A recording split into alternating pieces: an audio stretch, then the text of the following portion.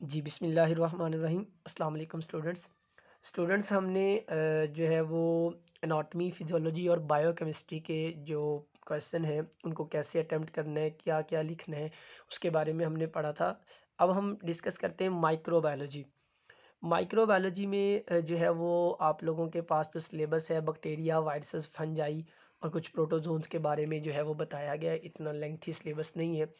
अब यहाँ पे डिफाइन स्ट्रेप्टोकोकाई विद एग्जांपल्स।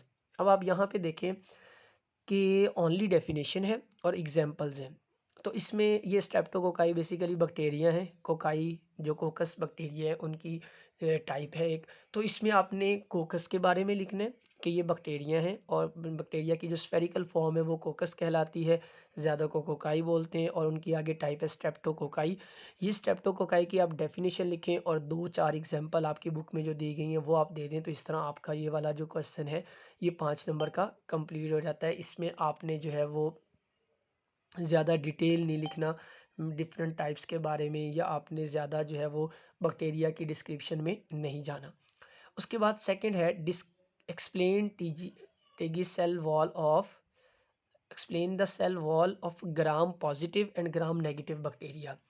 अब यहाँ पे आप देखें ये भी बैक्टीरिया से लिया गया क्वेश्चन है, लेकिन यहाँ पे कंप्लीट सेल वॉल के बारे में नहीं पूछा गया, सेल वॉल के फंक्शन के बारे में नहीं पूछा गया। तो आपने ग्राम पॉजिटिव सेल वॉल और ग्राम नेगेटिव जो है वो बैक्टीरियल सेल वॉल जो है उसके बारे में थोड़ा सा डिफरेंस करके जो है वो 4-4 पॉइंट आपने लिख देने कि किस में कौन सा मटेरियल होता है, उसकी डिफरेंस की बेस क्या है।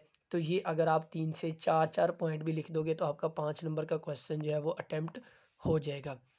उसके बाद स्टूडेंट्स लास्ट क्वेश्चन है राइट अ शॉर्ट नोट। अब यहाँ पे देखें आप, उन्होंने राइट अ नोट ऑन की बजाय साथ एक वर्ड ऐड कर दिया short note. Short note mean आपने इतना कंटेंट लिखना है कि 2 से 3 पेजेस ना हो, कम से कम 1-1.5 पेज हो, ताकि पैथोजेनेसिटी के जो वर्ड है उसकी समझ आ जाए कि जो ऐसी किसी भी माइक्रो ऑर्गेनिज्म के अंदर ऐसी एबिलिटी जिसकी वजह से वो डिजीज़ काज करती है, वो पैथोजेनेसिटी क्या है, किन ऑर्गेनिज्म में ज़्यादा होती है, किन में कम होती है, क्या कंपोजिशन है।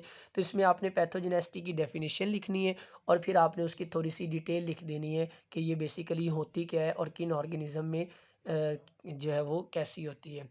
तो स्टूडेंट ये इस तरह से आप लोगों का ये क्वेश्चन जो है वो अटेम्प्ट हो जाएंगे। ये पेपर 1 के क्वेश्चन थे। होप सो आप लोगों को तमाम क्वेश्चंस के बारे में आइडिया हो गया होगा। जब हम बाकी पास्ट पेपर डिस्कस करेंगे तो उसमें मज़ीद जो है वो हम चीज़ों को देख लेंगे कि कैसे जो है वो बाकी क्वेश्चन भी अटेम्प्ट होते हैं। तो अगर आप लोग ये पास्ट पेपर जो मैं आप लोगों को एक्सप्लेन कर रहा हूँ यही याद कर लो तो उम्मीद है कि आप लोगों का पेपर जो है वो अटेम्प्ट हो जाएगा। एमसीक्यूज़ में भी हम 1-2 लेक्चर जो है वो कर लेंगे ताकि आपको थोड़ा सा आइडिया हो जाए। तो स्टूडेंट्स जो है वो अपनी तैयारी पे फोकस करें और इसको सीरियस लें। ये ना समझें कि ये फेक न्यूज़ है या अभी कोई पता नहीं है। आप इसको बिल्कुल भी ऐसे ना समझें, अपनी तैयारी पे फोकस करें। और एनटीएस का जो पेपर है वो तैयारी के बगैर मुश्किल हो जाता है, पॉसिबल नहीं होता।